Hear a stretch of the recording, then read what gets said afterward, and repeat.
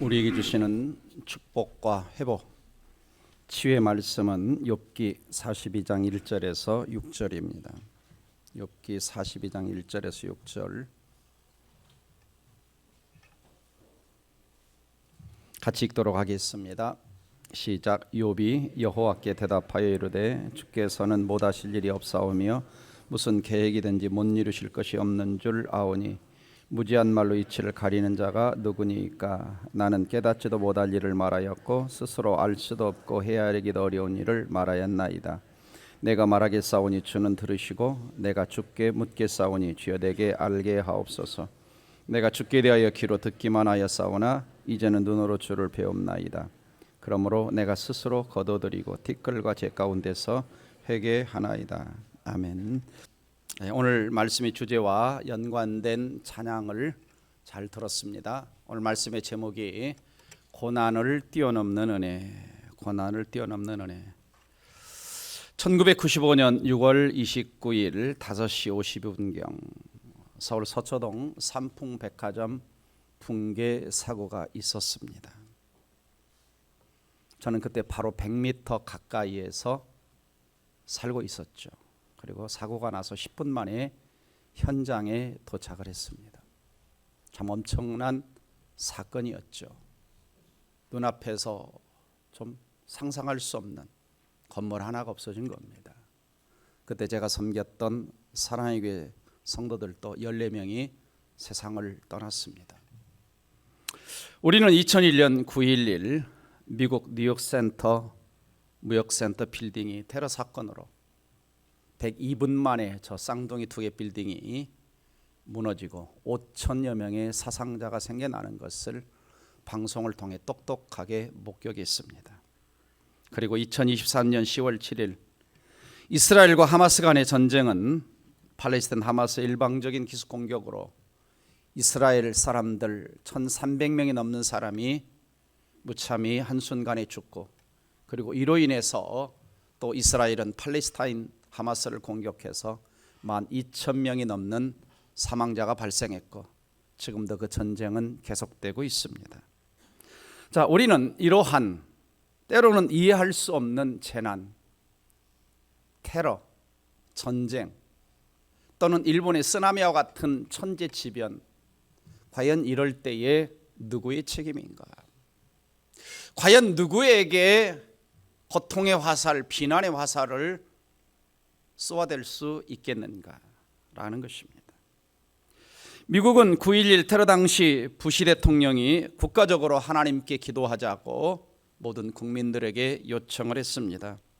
이때 미국 CNN 방송 뉴스에서 한 여성은 분통을 터뜨리며 이렇게 말했다고 합니다. 기도하자고요? 누구한테요? 이런 일이 일어나도록 아무 대책도 없이 가만히 바라보고 있는 신에게요?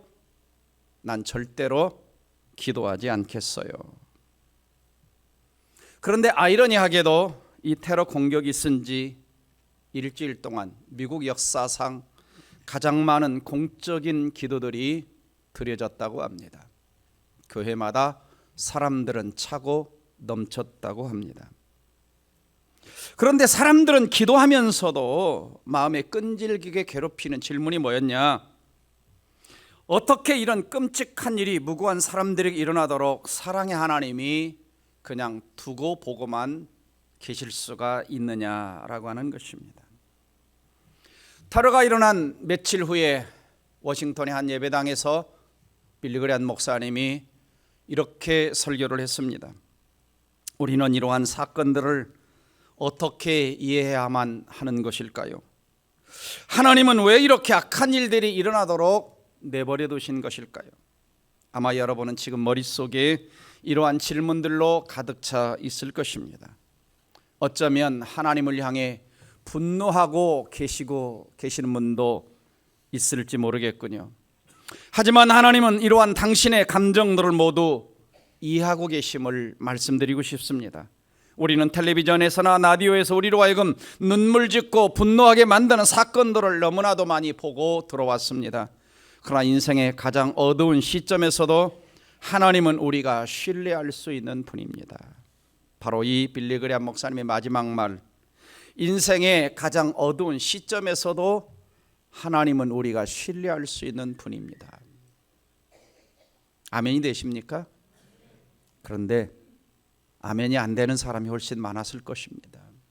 왜요? 정말 이러한 현상이 일어났는데도 과연 내가 그 하나님을 신뢰할 수 있는가? 과연 그 하나님을 의지할 수 있는가라고 하는 것입니다. 그렇죠? 하나님이 살아계시다면 저렇게 재난, 테러, 악인들 저렇게 날뛰고 있는데도 왜 하나님은 보고만 계시느냐?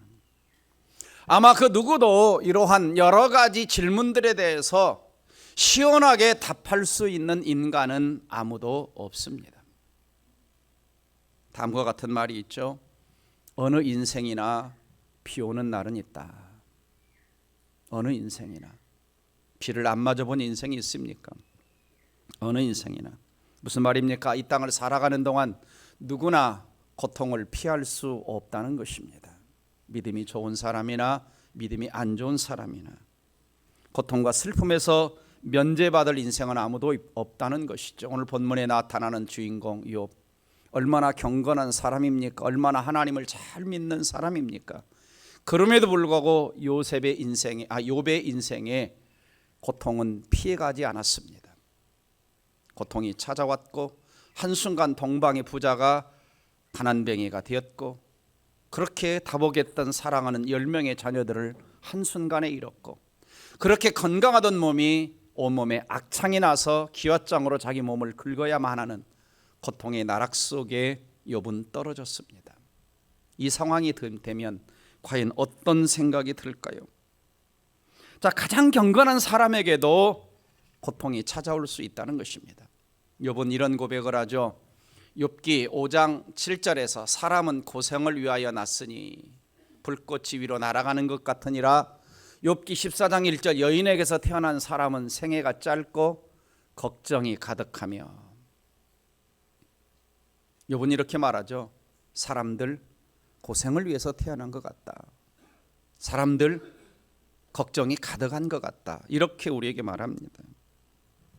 자, 욥은 한때는 세상 사람들이 부러워하는 행복의 조건들을 갖추었었죠. 1장 3절을 보면 소유물은 양이 7천, 낙타 3천, 소가 500결이, 암낙이 500마리, 종도 많았고 이 사람은 동방 사람 중에 가장 훌륭했다. 그래서 그의 인생은 참 하나님과 관계에서 막힘이 없었고 다른 사람과 관계에서 존경을 받았고 그리고 그의 삶에서 정직하고 성결했고 그리고 가정적으로 자녀들을 잘 돌보았고 예배 중심, 하나님 중심적인 삶을 살았던 그런 삶에 한순간 사탄의 참소와 하나님의 허락으로 고통의 나락에 떨어진 것입니다. 더군다나 우리 하나님은 사탄이 너를 참소해서 그렇게 된 거야, 나중에는 내가 갑절로 축복해 줄게, 아무런 설명이 없었다는 것입니다. 바로 이 부분이 우리의 삶에서 어렵고 힘든 부분입니다. 고난이 올 때 과연 언제까지 견뎌야 하는가? 고난이 올 때 언제까지 견뎌야 하는가?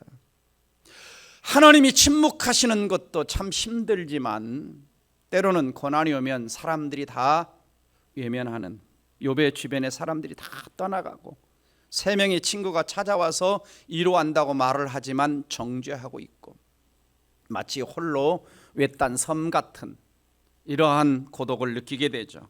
가장 가까이 있던 욥의 아내마저도 이렇게 욥에게 쏟아붓습니다. 그의 아내가 그에게 이르되 당신이 그래도 자기의 온전함을 굳게 지키겠느냐? 하나님을 욕하고 죽으라. 하나님을 욕하고 죽으라. 자, 고난이 올 때 욥의 아내에게 발견하는 것도 얼마나 이 아내도 참고 참았겠습니까? 그런데 10명의 자녀를 한순간에 잃어버린 그 어미의 심정, 아마 말로 표현할 수 없을 것입니다. 그래서 아마 욥의 아내도 고난이 올 때 나는 하나님에 대해서 얼마나 참아야 되는가, 욥의 아내는 못 참고 하나님을 욕하고 죽으라고 남편에게 말했던 것이죠. 바로 이게 절규입니다. 절규. 시편 13편 13편 1절 2절에서도 시편 기자 다윗은 이렇게 절규했습니다. 여호와여, 어느 때까지입니까? 나를 영원히 잊으시나이까? 주의 얼굴을 나에게 어느 때까지 숨기시겠나이까? 나의 영혼이 번민하고 종일토록 마음에 근심하기를 어느 때까지 하오며 내 원수가 나를 치며 자랑하기를 어느 때까지 하리까? 하나님 왜 침묵하고 계시고 왜 나를 내버려 두시는 겁니까? 이러한 절규가 욥의 아내만이 아니고 다윗의 절규만이 아니고 때로는 고난 한가운데 있는 우리의 절규이기도 한 것이죠. 우리의 절규이기도 한 것입니다. 얼마나 욥, 다윗 신앙이 좋은 신앙의 영웅들 아닙니까? 그럼에도 불구하고 인생에 고난이 찾아올 수 있었다라고 하는 거죠.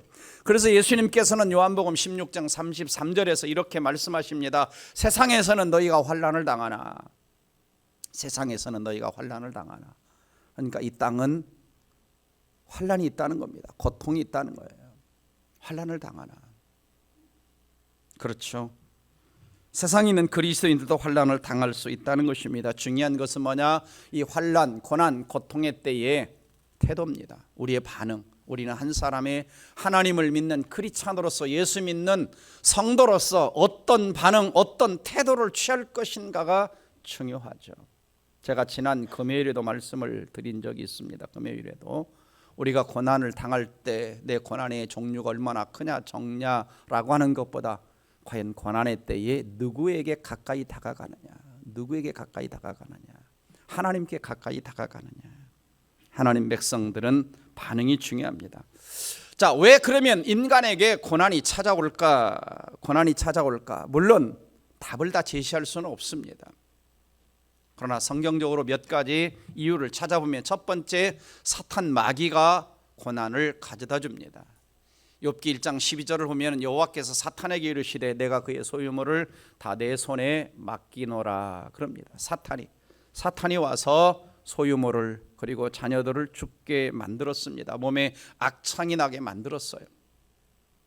그래서 인간에게 다가오는 상당수의 고통은 누구로부터 시작되느냐? 사탄으로부터.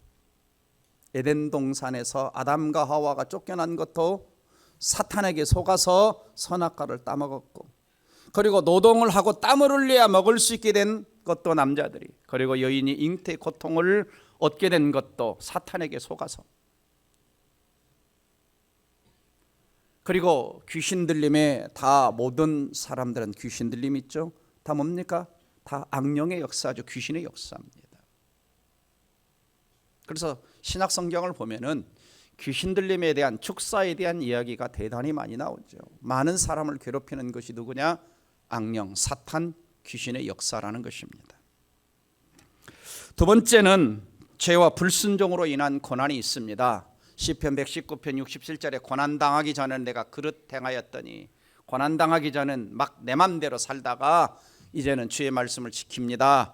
고난이 와서, 하나님의 채찍이 와서 순종하며 살기로 했습니다. 또 레위기 26장 14절에 26절을 보면은 너희가 내게 청종하지 아니하며 준행하지 아니하며 규례를 멸시하며 법도를 싫어하며 계명을 준행하지 아니하며 내 언약을 배반할 때에 너희에게 다가오는 것은 뭐냐? 재앙, 폐병, 열병, 파종한 것은 헛것이 되고 대적들이 오고 7배의 재앙이 있고 칼과 가난과 기근과 멸망과 흉년이 있을 것이라.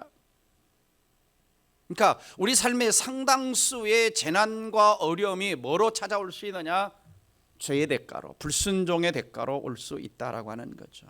우리가 구약 성경 전체를 볼 때에 이스라엘 백성들, 북방 이스라엘이 망하고 남방 유다가 망하는 것은 뭡니까? 하나님의 말씀에 불순종하고 우상 숭배의 죄를 지었기 때문입니다. 세 번째는 나의 걸어가지 못한 삶을 정화시키고 하나님께 더욱더 가까이 가도록.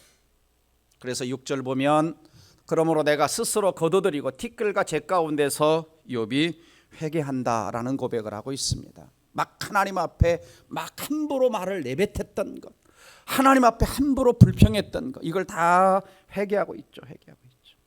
그래서 욥의 삶을 하나님께서는 뭐 해가시느냐? 이런 고난을 통해서 사실은 의로운 고난이지만 정화시켜 가시고 하나님을 더 가까이 가도록 이끄는 것입니다.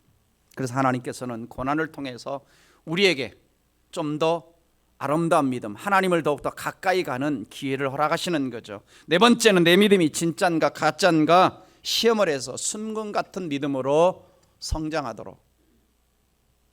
욥기 23장 10절 다 같이 읽습니다. 시작. 그러나 내가 가는 길을 그가 아시나니 그가 나를 단련하신 후에는 내가 순금같이 되어 나오리라. 여기 단련이라는 단어 얼마나 힘든 단어인지 모릅니다. 이 단어라는 것은 뭡니까? 용광로 속에 모든 이런 것들이 다 들어가서 다 녹여지는 과정이 단련입니다.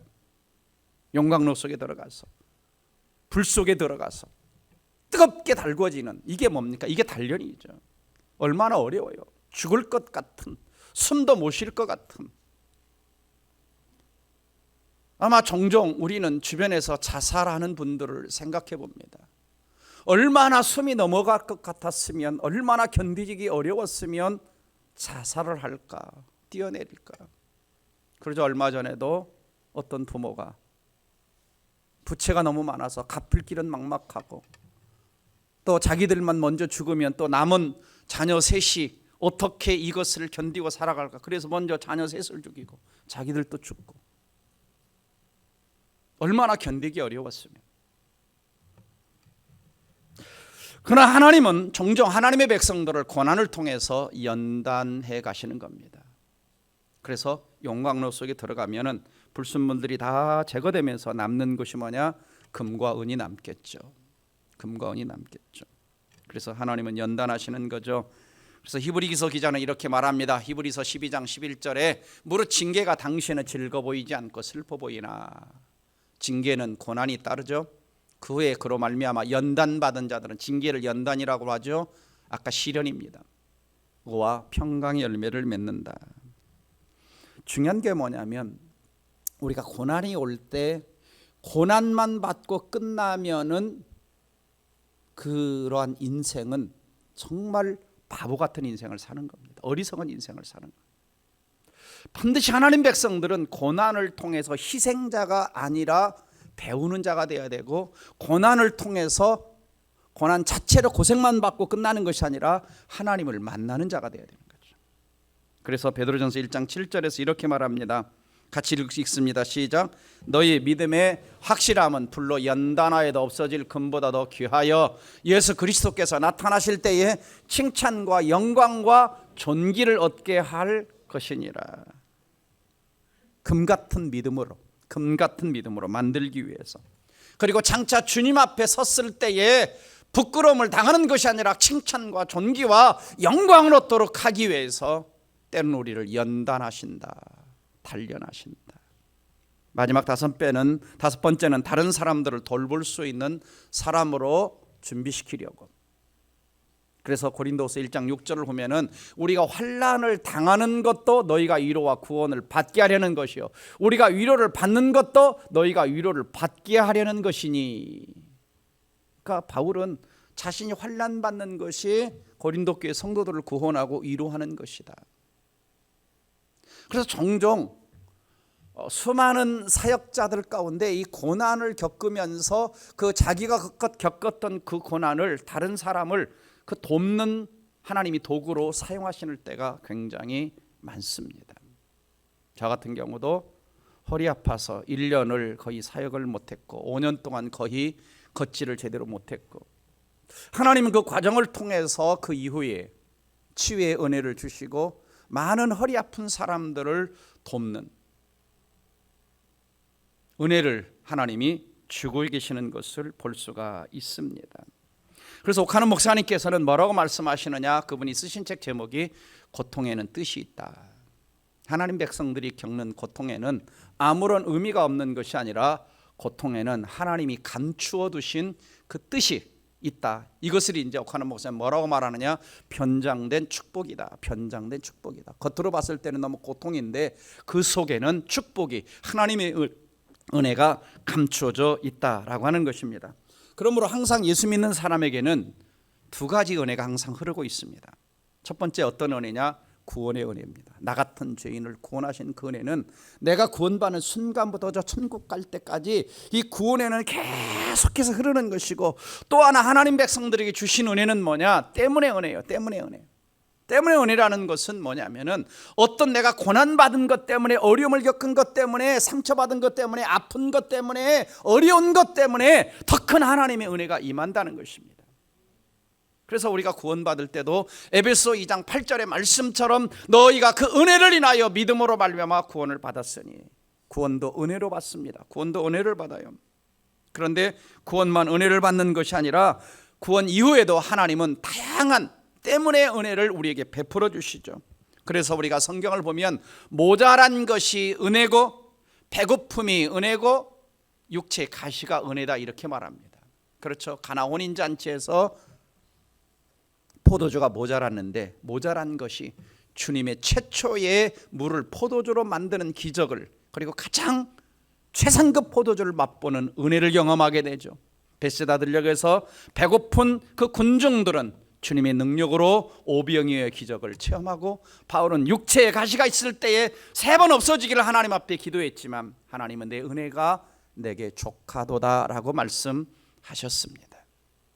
하나님 백성들에게는 때문에 은혜가 있습니다. 무슨 말입니까? 고난을 통한, 고난을 뛰어넘는 은혜가 있다는 거죠. 그래서 욥이 경험했던 은혜는 어떤 은혜냐? 첫 번째, 고난 속에서 더욱 하나님을 깊이 체험하는 은혜. 고난 속에서 하나님을 더욱 깊이 체험하는 은혜. 하나님 백성들의 가장 귀한 것은 뭐냐? 하나님을 체험하는 겁니다. 하나님을 만나는 거예요.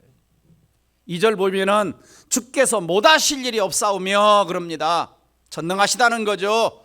무슨 계획이든지 못 이루실 것이 없는 하나님인 것을 깨닫습니다. 그리고 5절 보시면 내가 주께 대하여 귀로만 들었는데 이제는 눈으로 하나님을 봅니다. 엄청난 하나님 체험이 욥에게 일어난 것입니다. 엄청난 하나님 체험이. 그러니까 욥은 고난을 지나면서 하나님을 알게 된 거예요. 특별히 욥은 37장까지 보면은 친구들과 대화 속에서 여러 가지 말들을 나누는데 38장을 딱 오면서 하나님은 자신이 누군가를 설명합니다. 설명해요. 그래서 38장을 보시면은 이렇게 나옵니다. 38장 1절 보시면 그때 여호와께서 폭풍 가운데 욥에게 말씀하여 이르시되 무지한 말로 생각을 어둡게 하는 자가 누구냐? 너 대장부처럼 허리를 묶고 내가 내게 묻는 것을 대답해봐. 그러면서 하나님이 이제 내가 땅의 기초를 놓을 때, 천지 창조할 때 너 어디 있었지? 너 알면 좀 말해봐. 바다가 그 모태에서 터져나올 때 내가 문으로 그것을 가둔 자가 누구냐? 바닷물이 넘치지 않도록 탁 가둬놓은 자가 누구냐? 그 다음에 또 하나님이 이렇게 말씀하시죠. 바다의 샘에 들어갔었느냐? 깊은 물 밑으로 걸어다잡았니? 땅의 넓이를 내가 측량할 수 있느냐? 내가 그 모든 것들을 알거든 말해봐. 누가 사람 없는 땅에 사람 없는 광야에 비를 내리며 황무하고 황폐한 토지를 흡족하게 하여 연한 풀을 돋아나게 하였느냐? 내가 묘성을 메어 묶을 수 있으며 삼성의 띠를 풀 수 있게 했느냐? 하늘의 별들, 수많은 별들, 그거 내가 다 한 거야. 내가 다 한 거예요. 하나님 지금 무슨 말씀하시는 겁니까? 욥아, 너 고난 힘들지, 어렵지, 고통스럽지, 견디기 힘들지. 근데 나는 고난보다 크신 하나님이야. 네 고난 내가 한번 천지 창조할 때 한마디로 바닷물 모든 것들이 있었던 것처럼 네 고난 내가 한순간에 바꿔줄 수 있는 능력이 있어. 너 내가 누군지 아니? 그러니까 욥기의 주제는, 여러분 욥기의 주제는 고난이 아니고 하나님이 주권입니다. 욥기의 주제는 고난보다 크신 하나님이에요. 내가 네가 당하는 그 고난보다 훨씬 크다는 거예요. 얼마든지 너의 상황을 역전시킬 수 있다는 것입니다. 그래서 왜 고난이 왔는가 설명하지 않고, 고난 이후에 내가 갑절로 축복할 것이라는 말을 설명하지 않고, 그냥 고난보다, 네가 당하는 고난보다 크신 하나님, 창조주 하나님, 전능하신 하나님 설명을 한 거고, 그리고 욥은 그 고난을 통과하면서 하나님의 음성을 들으면서 하나님이 어떤 분인가를 깊이 경험하게 된 것입니다. 여러분도 고난 속에서 하나님을 깊이 만날 수 있기를 주님의 이름으로 축원합니다. 그래서 고난의 때에는 하나님 앞에 가는 겁니다. 하나님 앞에 가는 거예요. 그 고난의 보따리를, 고난의 무게를 다 짊어지고 하나님 앞에 내려놓을 때 주님이 만나주시는 은혜가 있을 줄 믿습니다. 두 번째는 고난을 통해서 인간이 얼마나 연약한 존재인가를 깨달아요. 3절 말씀 보시면 무지한 말로 이치를 가리는 자가 누구니까 나는 깨닫지도 못한 일을 말하였고 스스로 알 수도 없고 헤아리기도 어려운 일을 말하였나이다. 38장부터 하나님이 누군가를 듣고 보니까, 고난을 지나면서 보니까 자기가 하나님 앞에 너무 함부로 말했던 거예요. 알지도 못하면서 뭔가 마치 아는 양, 쉽게 말하면 하나님 앞에 깐죽된 거예요. 알량한 이만큼의 지식을 가지고, 알량한 이만큼의 경험을 가지고 마치 뭔가 온 세상을 아는 것처럼 말을 했는데 나는 알지도 못한 걸 말했고 깨닫지도 못한 걸 말했다. 무슨 말입니까? 얼마나 자신이 자기 자신 자체가 누군가도 말하는 것 자체도 잘 모르고 깨닫지도 못하는 어리석은 인생임을 고백하는 거죠. 우리는 그렇습니다.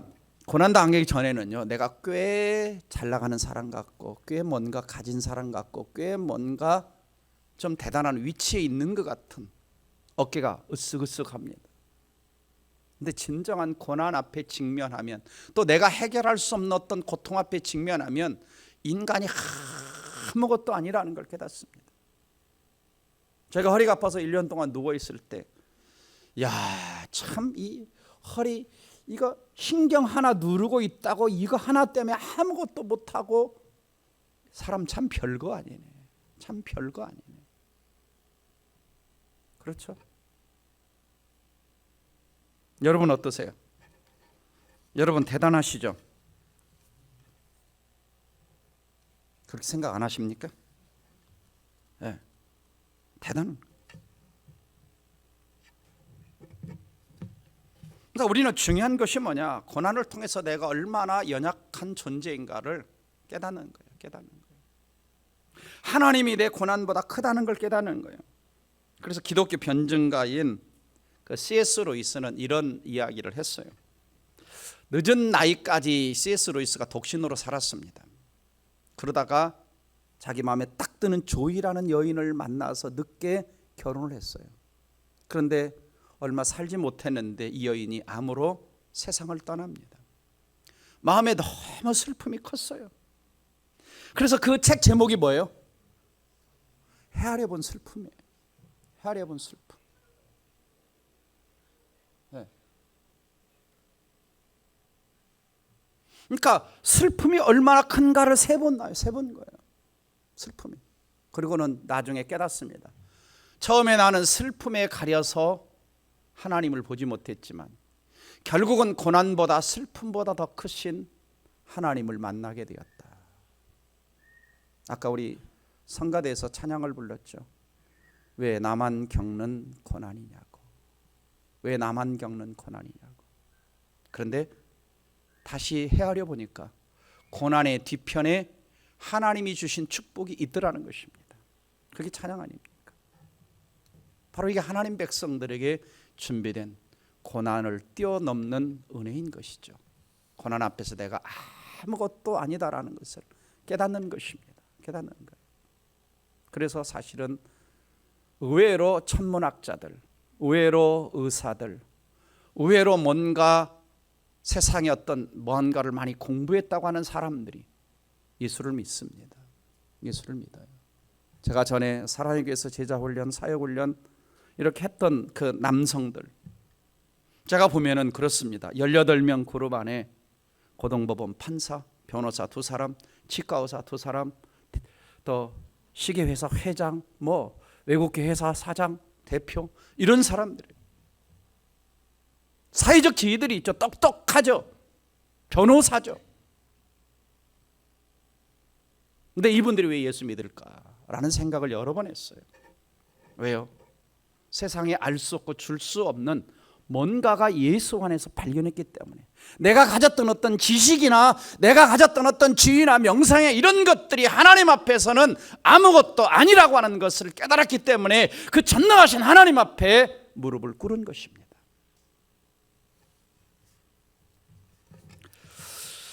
오래전에 한번 말씀드렸던 한 분의 이야기가 있습니다.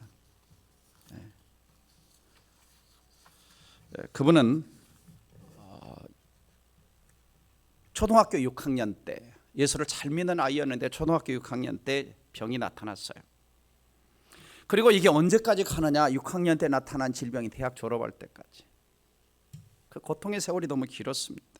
몸의 기운이 없어지고 앉아 있을 수도 없고 앉아서 밥을 먹을 수도 없고 근육 무기력증, 모든 근육이 다 무력화되어지는, 근육을 쓸 수 없는, 백방으로 수소문했지만 그 어디에서도 치료 방법을 찾을 수 없었다고 합니다. 이불을 덮는 것조차 무거워서 덮을 수 없는, 그래서 늘 누워 있어야 되는, 그런데 누워 있으면서 절망의 시간으로 보낸 것이 아니라 수많은 책을, 수천 권의 경영학 서적을 읽은 거죠. 그리고 하나님이 기적적인 능력으로 어떤 의술도 치료가 안 되던 병이 고침받았게 됐습니다. 그리고는 이 청년은 이화여대 앞에서 2평짜리 조그만 옷가게를 열었죠. 이것을 시작으로 성장한 것이 바로 이랜드 그룹입니다. 박성수 회장 이야기죠.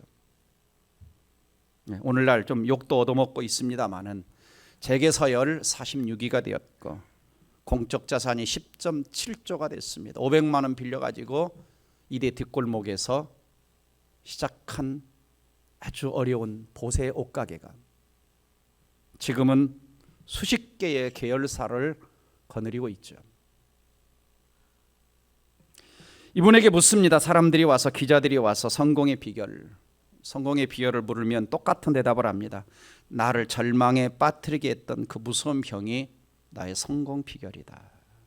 나를 절망에 빠뜨렸던 그 무서운 질병이 나의 성공 비결이다. 왜냐하면 그 병이 없었다면 대학을 졸업하고 바로 취직하여 직장 생활을 했을 거고, 그랬다면 사업할 수 있는 기회는 없었을 거고, 무엇보다 병을 통해 수천 권의 책을 읽을 수 있었고, 이때 쌓인 지식의 사업을 하는데 큰 도움이 되었고, 세상을 넓고 멀리 볼 수 있는 계기가 되었다라고 하는 것이죠. 자, 이것을 옥하는 목사님 뭐라고 부르시냐? 변장하고 찾아온 축복이다. 겉으로 봤을 때는 너무 고통스럽고 어려운데 그 속에는 하나님이 고난보다 크신, 고난을 뛰어넘는 축복을 준비하고 계시는 겁니다. 마지막으로 욥은 세 번째, 이전보다 더욱 갑절로 회복시켜 주시는 은혜를 체험했습니다. 그렇죠? 하나님을 귀로만 들었는데 이제는 눈이 열리는, 영의 눈이 열리는 축복을 받았고, 그 다음에 욥의 친구들보다 욥이 더 의롭다는 하나님이 인정해주시는 축복을 받았고, 그리고 욥의 친구들과 사람들을 용서해 주시는, 용서하는 기도를 드리는 제사장적 축복을 받았습니다. 더 나아가서 물질적으로도 하나님이 축복해 주셨는데, 첫째는 건강을 회복해 주셨어요. 두 번째는 물질을 더블로, 갑절로 축복해 주시고, 그리고 자기를 떠났던 모든 인간관계를 다 회복해 주시고, 그리고 잃어버렸던 10명의 자녀를, 갑절이 아니고 10명의 자녀를 주셨는데 10명의 자녀는 이미 천국 갔으니까 더블로, 그리고 140년을 더 살았다. 그리고 장수해서 자기 수명을 다하고 살았다. 하나님은 궁극적으로 욥의 인생을 그냥 고통 속에 내버려둔 것이 아니라 끝까지 주님을 붙들었던 욥을 갑절로 축복해 주신 은혜를 베풀어 주셨습니다. 말씀을 맺습니다. 사랑하는 성도 여러분, 우리는 이런 생각을 합니다.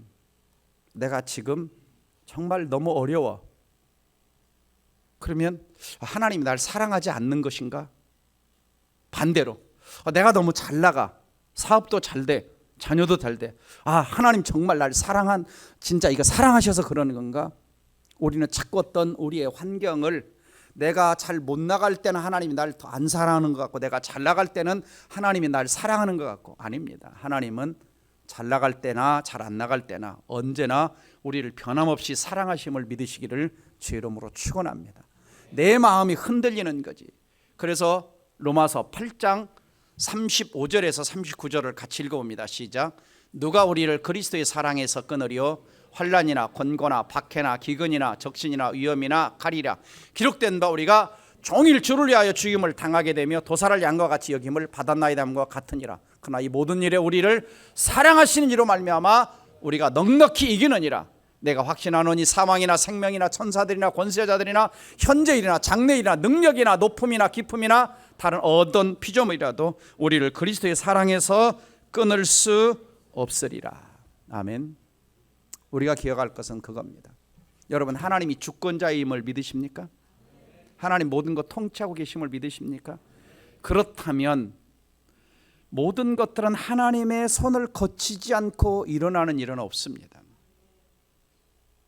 물론 아까 서론에서 산풍백화점, 9.11, 또 이스라엘 하마스 전쟁, 이런 전쟁을 겪고 사랑하는 가족을 잃은 사람 입장에서는 이러한 이야기가 쉽게 안 들어옵니다.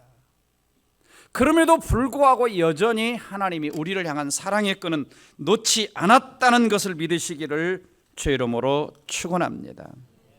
그래서 어떤 분이 이런 말을 했어요. 하나님께서 찌푸린 얼굴 뒤에 미소를 숨기고 계신다. 어떤 때는 우리를 향해서 막 화내시는 것 같지만 여전히 우리를 향한 하나님의 놀라운 계획이 있음을 믿으시기를 바랍니다. 우리가 할 일은 뭐냐? 따라서 합니다. 기도와 인내하는 자에게 반드시 고난을 은혜를 축복으로 바꿔주신다. 네, 기도하고 인내하는 겁니다. 고난의 때에 하나님을 향해서 왜 그러십니까? 좀 너무 삿대질하지 말고, 또 욥처럼 막 알지 못하는 말로 막 뭔가 내가 아는 것처럼 좀 이야기하지도 말고, 하나님과 변론하거나 논쟁하려고 하지 말고 조용히 주님 앞에 엎드려서 주님, 나에게 무엇을 가르치시려고 하시는 겁니까? 그리고 내가 순종할 것은 무엇입니까? 왜? 하나님은 반드시 고난 자체만 주시는 분은 아닙니다. 고난 저 너머에 고난을 뛰어넘는 은혜가 있기 때문에 반드시 엎드리는 자에게 놀라운 내 상상 이상으로 은혜와 축복을 주실 줄 믿습니다. 기도합니다. 사랑하는 성도 여러분, 중요한 것은 고난에 대한 우리의 반응입니다.